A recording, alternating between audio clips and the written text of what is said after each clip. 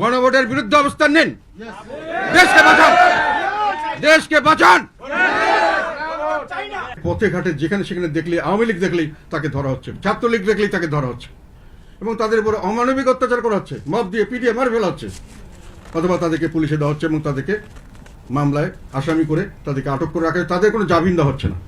হিটলারের পার্টি, নাজি পার্টির সেই পার্টির তাদের লোক করতো কি, প্রথমে তাদের যারা বিরোধিতা করত তাদের প্রথমে তারা শুরু করলো ধরা ইহুদিদেরকে ধরে তারা দিয়ে দিয়ে একটা করে জেলে দেওয়া, তারপরে আস্তে আস্তে মেরে ফেলার ব্যবস্থা করছে। এখন তারা যেটা করছে সেটা হলো আওয়ামী লীগ নাম দিয়ে, ছাত্রলীগ নাম দিয়ে প্রথমে তারা ধরে নিয়ে জেলে নিচ্ছে এবং জেলের থেকে প্রচুর মানুষ আমরা শুনতে পাচ্ছি আওয়ামী লীগের নেতাকর্মীরা সেখান থেকে মৃত অবস্থায় বেরিয়ে আসছেন। তাদের তালিকা আমরা জানি না, আমরা তাদের তালিকা চাই এবং কি পরিপ্রেক্ষিতে কেমনভাবে তারা মৃত হলেন সেটা তার দায়িত্ব, সেটা আমরা জানতে চাই, জাতি জানতে চাই। তাদেরকে ধরে নেওয়া হচ্ছে, ফলস মামলা দিয়ে আটক করে রাখা হচ্ছে এবং এটা ঠিক নাজিরা এটাই কাজ করতো। প্রথমে ইহুদিদেরকে ধরলো, তারপরে যখন ইহুদিদের ধরলো তখন যারা লিবারেলস ছিল তারা মনে করলো ইহুদিদের ধরছে, আমাদের তো ধরবে না। তারপরে যখন হিটলার লিবারেলসদের ধরলো তখন সোশ্যালিস্টে বললো ও লিবারেলস ধরছে, আমাদেরকে কিছু করছে না। তখন যখন লিবারেলসদেরকে ধরছে তখন অন্য সবাই বলছে আমি তো হিটলারের পক্ষের পার্টি নই, আমাকে এখন ধরলে কে আমাকে রক্ষা করবে।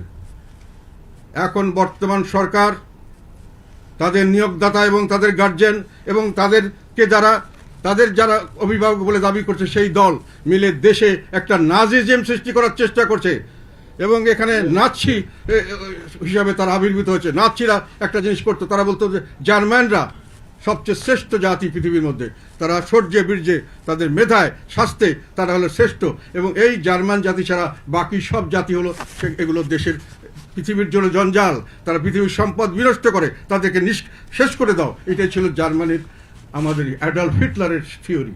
ওই থিওরি অনুযায়ী উনি সারা বিশ্ব জয় করে সমস্ত লোককে মেরে তার শুধু জার্মান ব্লাড এখানে রাখবে।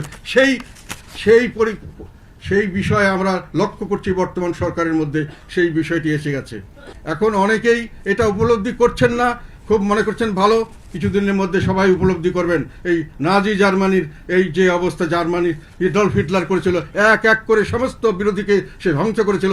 বাংলাদেশে সেই প্রক্রিয়া শুরু হয়ে গেছে বলে আমি আশঙ্কা করছি এবং এটা আপনাদেরকে আমি জোর দিয়ে বলতে চাই। এই দৃষ্টি আমার কথাটা আজকে মনে রাখেন, আপনারা পরবর্তীকালে আমাদেরকে বলবেন। এবং আমি এখানে আশঙ্কা প্রকাশ করছি যে এখনই সাবধান হন, অ্যাডলফ হিটলারকে ঠেকাতে হবে এবং এই অ্যাডলফ হিটলারের নতুন যে নাজি এদেরকে ঠেকাতে হবে সামনের দিকে। সংবিধান সংশোধন যে এক কথা, এটা বেআইনি, সংবিধান বিরুদ্ধ এবং এটা অবাস্তব এবং সত্যিকার কথা বলতে এটা বাস্তবায়ন হলে দেশ ধ্বংসের পথে এগিয়ে যাবে। দেশে কোনো রকম কোনো স্থিতিশীলতা থাকবে না।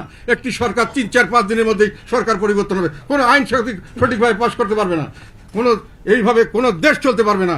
দেশের স্বার্থে, জনগণের স্বার্থে এবং আইনের শাসনের স্বার্থে আমরা বিশ্বাস করি যে এই গণভোটকে আমাদের সকলকে প্রত্যাখ্যান করা উচিত, না ভোট দেওয়া উচিত এবং এই গণভোট অনুষ্ঠিত না হোক সেটাই আমরা চাই, আমরা দাবি করি।